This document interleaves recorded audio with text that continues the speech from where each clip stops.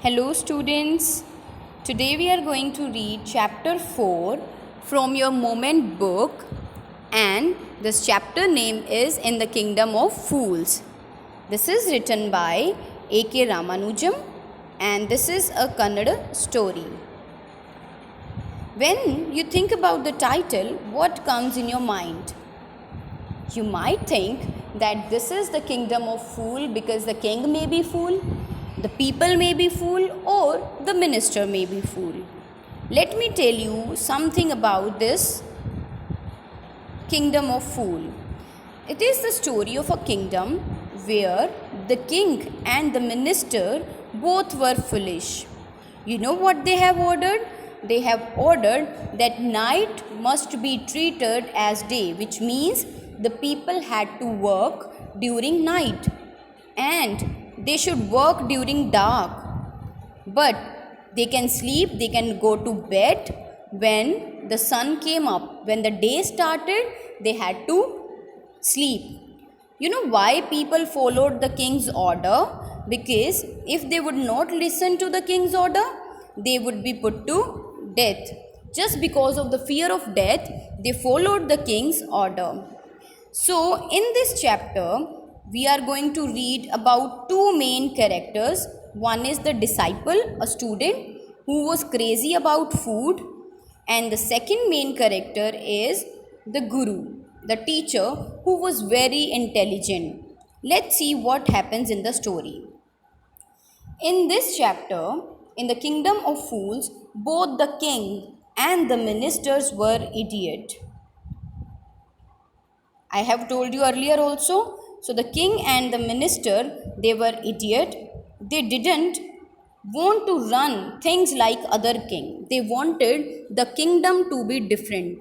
That's why they changed the night into day and day into night. They ordered that everyone should be awake at night. They should till their land, till mean to work in their land and to run their businesses during night time. Okay, but they could go to sleep when the sun came up. When the day would start, they would sleep. Anyone who would disobey the king order, he would be punished to death. The people did. They obeyed the king's order just because of fear of death. The king and the minister were delighted.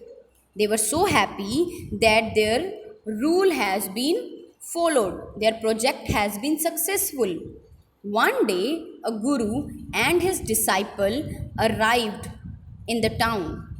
The guru and the disciple arrived and they found the city was really beautiful. The city was beautiful. It was broad daylight. But they were shocked to see that everyone was sleeping. Not a mouse was moving. Steering means moving. Even the animals were also sleeping by day. The two strangers, which means Guru and the disciple, were surprised when they saw that everyone was sleeping during daytimes and the animals as well. They keep wondering when the evening came. Suddenly, when the evening started, everyone woke up. The whole town woke up and they started doing their work. The two men were hungry. The shops were opened during night. They went to buy some grocery. They went to buy something to eat. To their surprise, to their astonishment means surprise, they found that everything cost the same, that is a single dudu. Actually, in the kingdom of fool, one rule was there: whether you purchase gold, whether you purchase rice, whether you purchase vegetable, anything if you would purchase that will cost same thing, that is single dudu. Dudu means like a currency, like we have rupees. Whether they bought a measure of rice or a bunch of bananas, it will cost same price, which is a dudu. The guru and the disciple were very happy that the food was really cheap. They had never seen such things before. So they could buy all the food, whatever they wanted, with 1 rupee only, with 1 dudu only. They cooked the food and ate it. But later on, the guru realized that this was the kingdom of fool. So it would not be a good idea. It would not be a good idea to live there. This is not place for us. Let's go. So the Guru suggested the disciple to leave the town of fools because it would be really dangerous if they would stay there. But the disciple did not want to leave the town because he wanted the cheap food. The Guru said that they all are fool. It would not last long. Last long means the enjoyment would not be for long time. So it's better any danger come, they should leave. You never know what these fool people will do to you next. It may be dangerous. But the disciple would not listen. He did not listen to his guru. He wanted to stay in the kingdom. So finally the guru stopped explaining anything to the disciple. And he said, do what you want. If you want to live here, you live here. I am going. He left.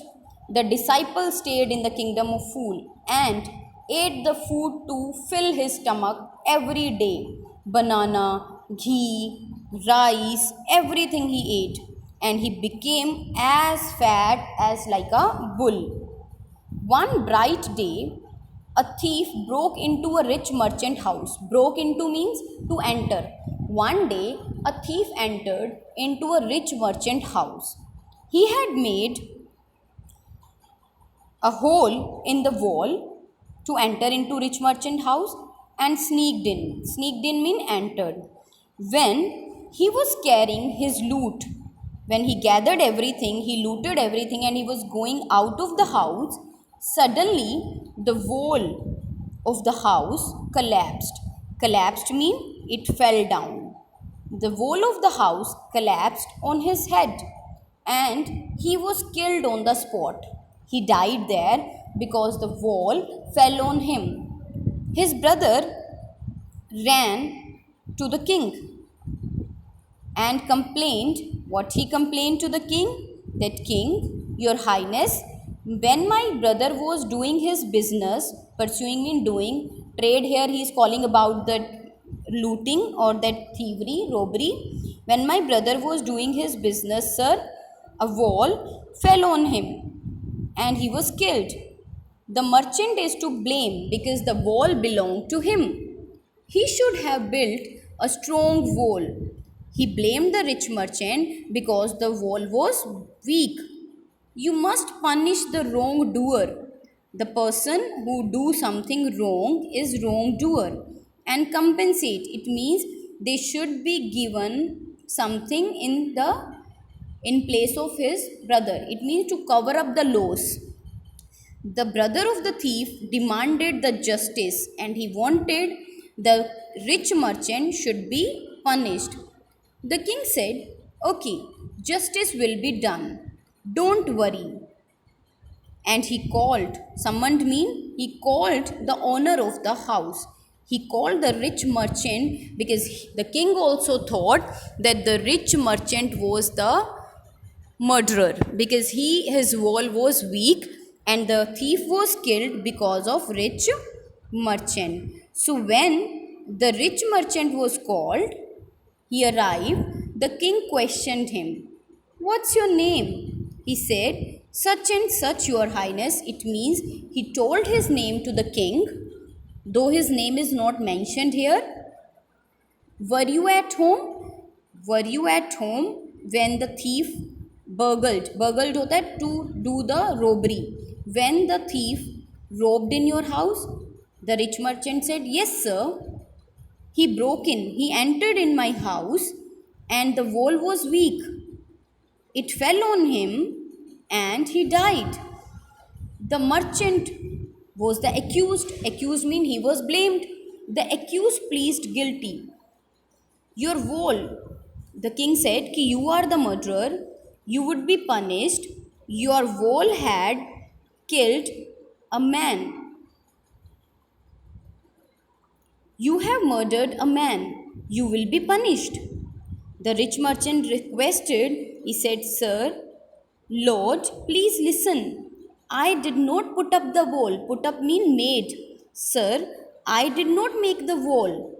It is the fault of the man who built the wall. Now the rich merchant transferred the blame to the bricklayer. Okay.